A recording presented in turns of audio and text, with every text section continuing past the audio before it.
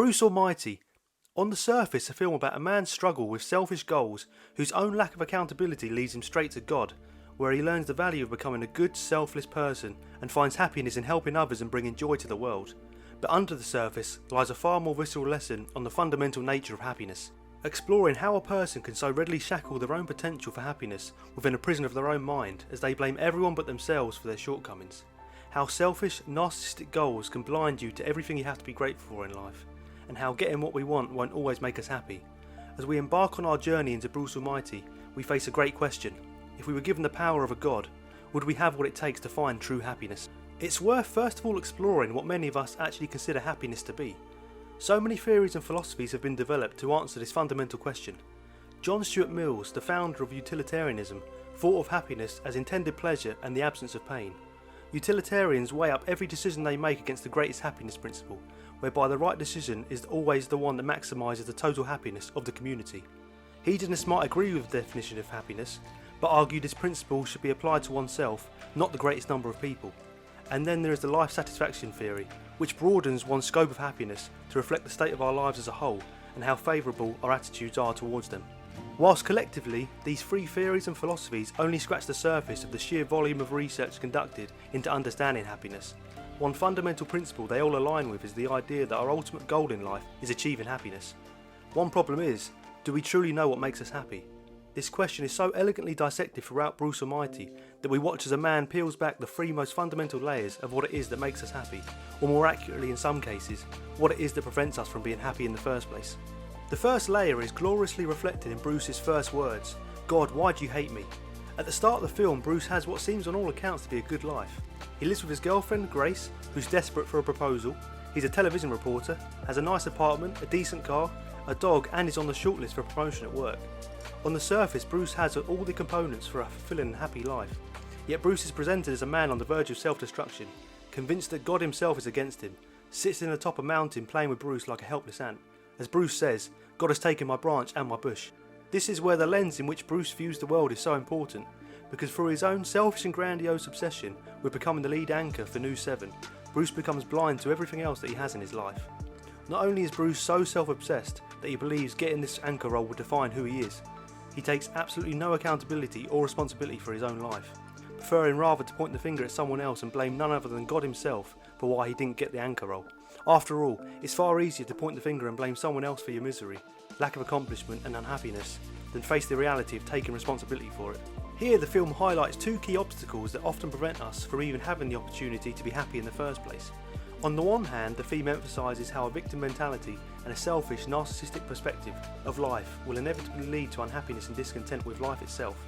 Bruce finds every excuse under the sun for why he didn't get the anchor role, from being stuck in traffic to being picked on by God specifically.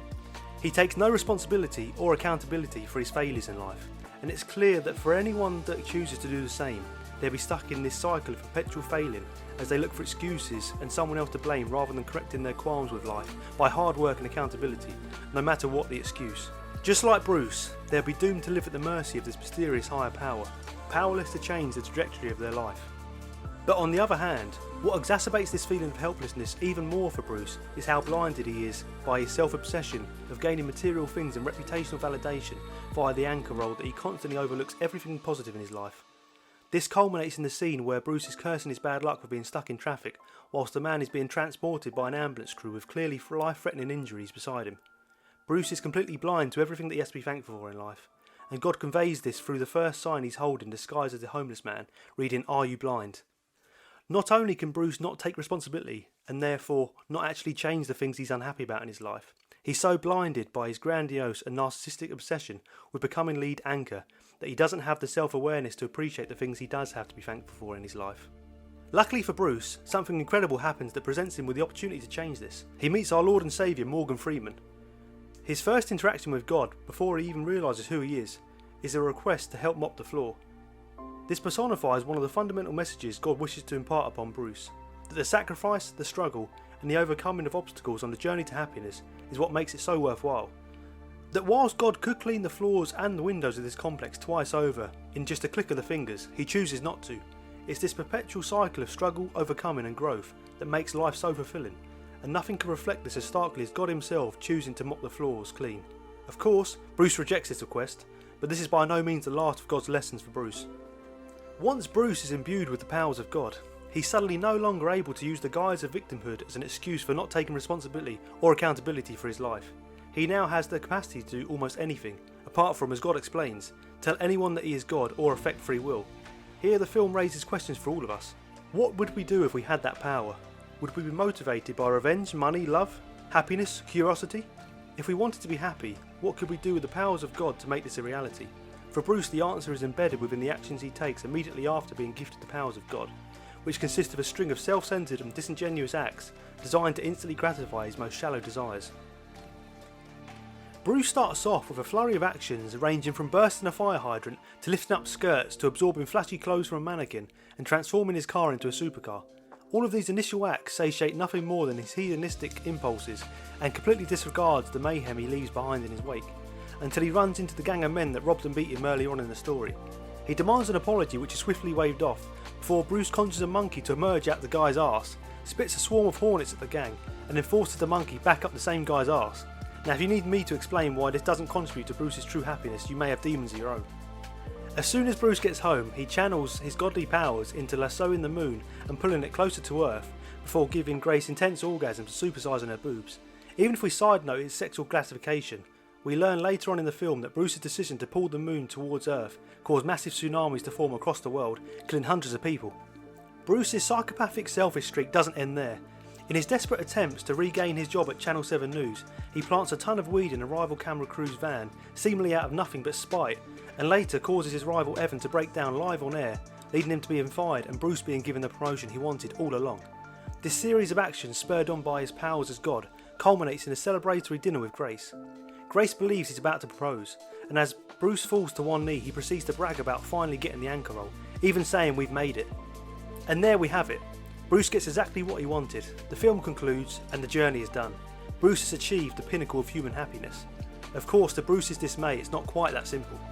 All of these actions unveil Bruce's true beliefs about what makes him happy. He believes he knows what it is that he wants, and that it's wrapped up in the myriad of selfish and instantly gratifying desires that compel him. We'll see how this goes for him later, but for the moment everything seems to be running smoothly for Bruce. That is until he develops schizophrenia, which he realises is the manifestation of everyone's prayers in Buffalo. Now we see, not only does Bruce think he's got his own happiness hypothesis sorted, he thinks he's got the world sorted too.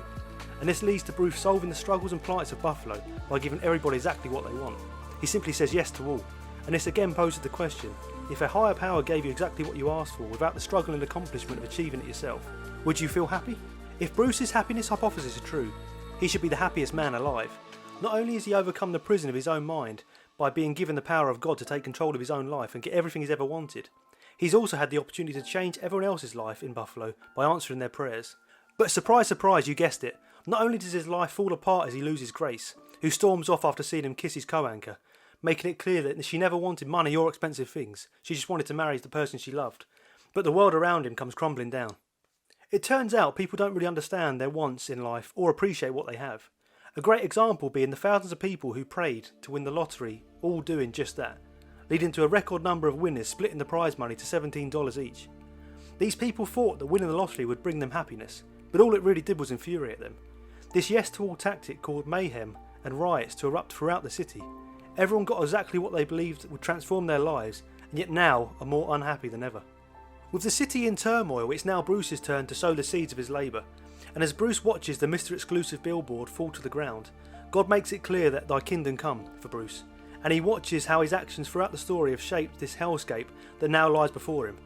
With Bruce on the edge of plunging into chaos, he calls for God's wisdom once more, and is transported to the same building as before, aptly named Omnipresence, where he meets with God and this time helps clean the floor. And this is where God imparts his wisdom. But since when did anyone have a clue about what they wanted? Parting your suit is not a miracle, it's a magic trick. But a single mum who works 2 jobs and still finds the time to take her kids to soccer practice, that's a miracle. A teenager saying no to drugs and yes to education, that's a miracle.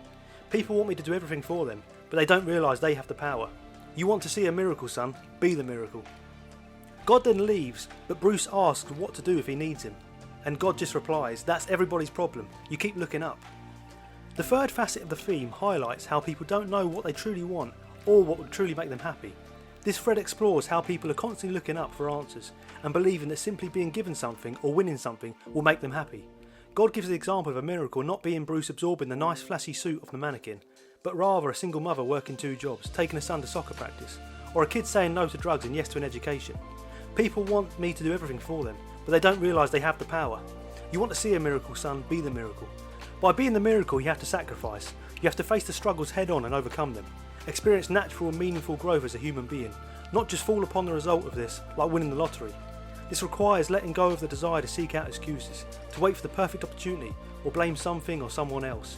It requires you to do the work and become the very best version of yourself, as a result of the struggle and overcoming that is so naturally ingrained in life. We cannot just sit there and wait for the miracle to happen, we have to create it. And now Bruce has something more valuable than even the powers of God he had before this. He has the knowledge of what it takes to be happy.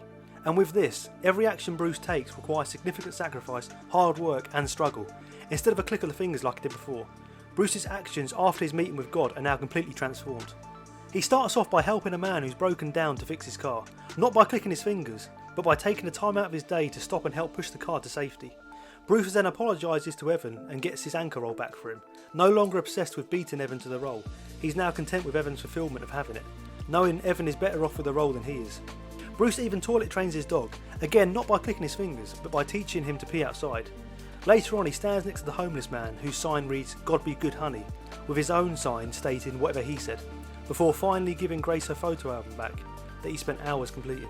Now that Bruce understands what it takes to attain true happiness, he realises what it is that makes him personally happy, and that's bringing joy to the world and helping others. As God puts it, "You have the divine spark, the gift of bringing laughter and joy to this world. I know I created you." With this, Bruce finally sheds his final layer of selfishness, willing to sacrifice Grace in order to make her happy, and is finally reunited with her as he embarks on his journey through life, now free of the shackles of his own mind, finally able to be truly happy. And just like all of us, Bruce had the capacity for true happiness all along.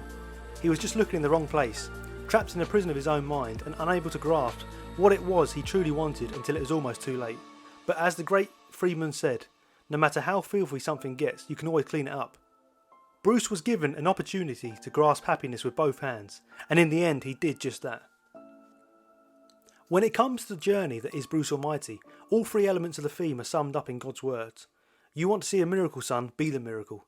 By being the miracle, you are taking responsibility for your life, being selfless in your aspirations, and fulfilling the facet of human nature that compels us to repeat the cycle of perpetually overcoming struggle and growing. By being the miracle, we acknowledge victimhood, and not taking responsibility for our life will leave us in a perpetual cycle of stagnation and regression as we constantly look for excuses and blame everyone but ourselves for where we are in life, all the while achieving nothing. By being the miracle, we acknowledge that being selfish and narcissistic in our goals and aspirations leaves us blind to all the things we have to be thankful for in our lives. Being overcome by an obsession with self-gratification and grandiose ego inflation inevitably culminates in us becoming this all-devouring monster, constantly seeking materialistic and superficial goals that will eventually end up consuming us. Nothing Bruce gets through selfish, narcissistic or self-gratifying means makes him happy, because all of these things are hollow concepts with no depths. This spans from Bruce's new suit, his new car, how he tried to win Grace over, even his anchor role was being about making himself feel vindicated for being better than everyone else at the company, like Evan, not about what he wanted to achieve with the anchor role. By being the miracle, we acknowledge that we don't derive happiness from checking specific boxes for specific things. We derive happiness from the journey towards achieving this thing and ticking said boxes, the sacrifice, the struggle, and the overcoming in between that leads to the real and genuine human growth. That's why simply giving people what they want isn't enough. They must earn it. They must be given the opportunity to achieve it. They must be the miracle. If you like what we do and want to see more like this, consider liking and subscribing. Thank you for watching.